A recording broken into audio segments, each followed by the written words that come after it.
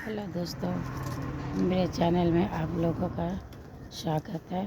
सबसे पहले आप लोगों को जय श्री राम, राधे राधे, गुड मॉर्निंग। तो आप लोग जानते हैं कि मैं हमेशा अपनी मन की बातें आप लोगों के साथ शेयर करती हूँ। सबसे पहले तो मैं अपना चेहरा हटा रही हूँ क्योंकि सुबह सुबह का चेहरा फ्रेश नहीं होता है। तो क्या है कि मैं डेली ब्लॉग बनाती हूँ। तो आज का मेरा ब्लॉग ये है कि जब भी कोई लड़की अपने ससुराल में शादी हो के आती है तो कुछ घटना ऐसी घट जाती है, तो उसके घर वाले जैसे पुराने विचार के जो होते हैं, सभी को नहीं, वो कहते हैं कि इसका पैर अच्छा नहीं था, अब शगुनी वगैरह क्या क्या नाम देते हैं। तो ऐसा नहीं बोलना चाहिए। मैंने पहले वाले ब्लॉग में भी ये सब बात कही है। तो उसका क्या गलती होता है बेचारी का।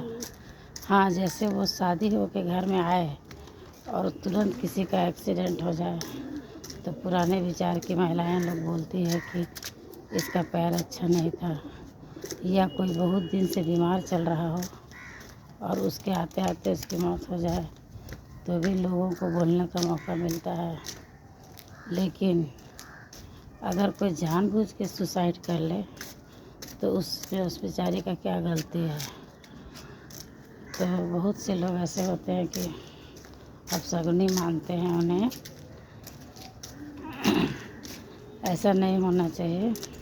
बानी ऐसा बोली कि मन की आपा खोए। हम लोगों ने कविता जो पढ़ा था, मुझे अभी तक याद है कि ऐसी बानी बोली कि मन की आपा खोए। ऐसा बहुत सा कविता है जो मन को छू जाता है। जैसे बड़ा हुआ तो क्या हुआ, जैसे पेड़ खजूर, पंथी को छाया नहीं, फल लागे अति दूर। ये भी एक कविता है, इसका मीनिंग तो आप लोग जानते होंगे। जैसे ये है, बहुत सा कविता ऐसे है। रसरी आवत जात है, सिल पर होत निशान। और है बहुत तरह का कविता है जो मेरे जुबान पे नहीं आ रहा है। तो आजकल तो बच्चे पढ़ाई करते हैं जिंगल जिंगल लिटिल स्टार या जॉनी जॉनी यस पापा, इस तरह के पोएम पढ़ाए जाते हैं। हमारे समय बहुत अच्छा हुआ करता था।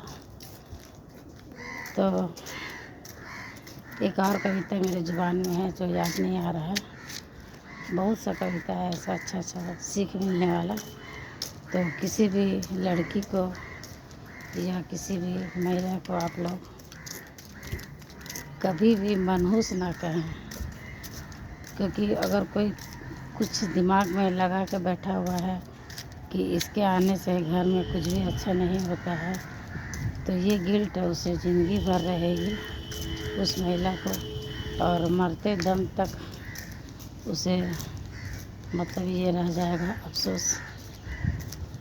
चाहे वो कितनों भी घर की सफाई कर ले या कुछ और अच्छा काम कर ले, पूजा पाठ कर ले, लेकिन उसका मन में लगा रहता है कि मेरे आने से कुछ अच्छा नहीं हुआ।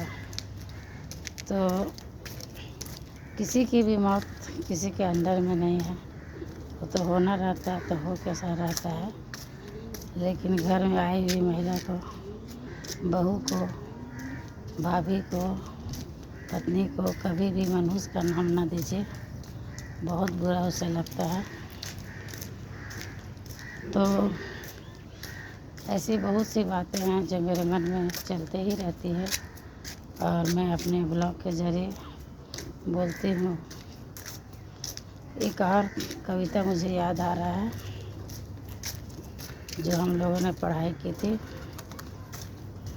निंदक नियरे राखिए आंगन कुटी छवाए, बिनु पानी बिनु साबुना निर्मल हो स्वभाव। मतलब इसका ये है कि निंदा करने वाले को हमेशा अपने आसपास रखिए ताकि आपके अंदर जो कमी है उसमें सुधार आ जाए, बिना पानी बिना साबुन के।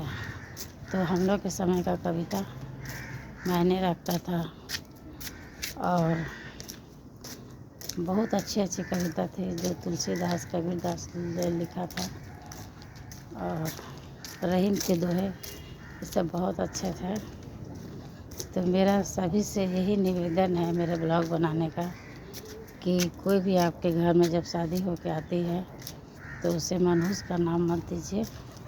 उसे बहुत दुख लगता है, क्योंकि वो कितनों भी घर का साफ सफाई कुछ भी कर ले घर के लिए, लेकिन उसके मन में एक गिल्ट हमेशा रहता है कि मेरे आने से ये घटना घटी है।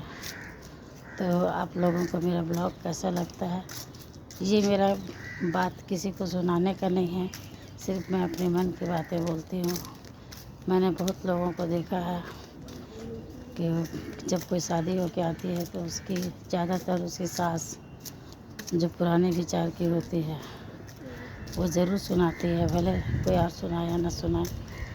तो ऐसा नहीं होना चाहिए।